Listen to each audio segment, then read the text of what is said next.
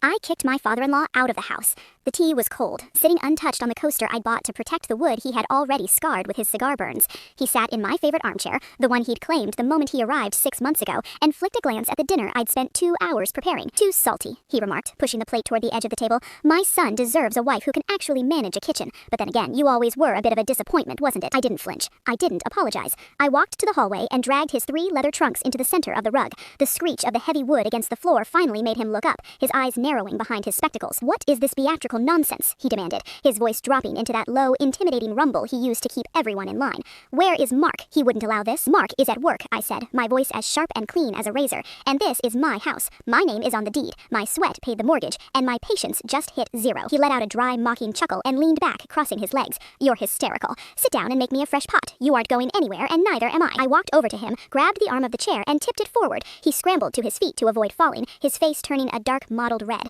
"You dare?" he hissed, stepping into my space, trying to use his height to bury my resolve. "I am the head of this family. You owe me respect. Respect is earned, and you've spent half a year burning every bridge you had," I replied. I grabbed his coat from the rack and shoved it into his chest. "The car is waiting. Your things are packed. If you aren't off my porch in 60 seconds, I'm calling the precinct and telling them there's an intruder in my living room." He lunged for the phone on the side table, but I was faster. I swiped it away and pointed toward the open front door. The winter wind howled into the foyer, scattering the petals of the lilies I'd placed on the entry table. "He'll leave you for this," he spat, his lip curling in a snarl. "Then I'll have a quiet house and a clean kitchen," I said. I grabbed his arm, not with anger but with a cold, clinical strength, and marched him toward the threshold. He stumbled, his expensive loafers slipping on the hardwood as I forced him out into the biting air. I kicked his trunks out after him, one by one, watching them thud onto the porch. "You're a monster," he screamed, shivering as the sleet began to fall on his thin shoulders. "No," I said, gripping the brass handle. "I'm the owner of this house."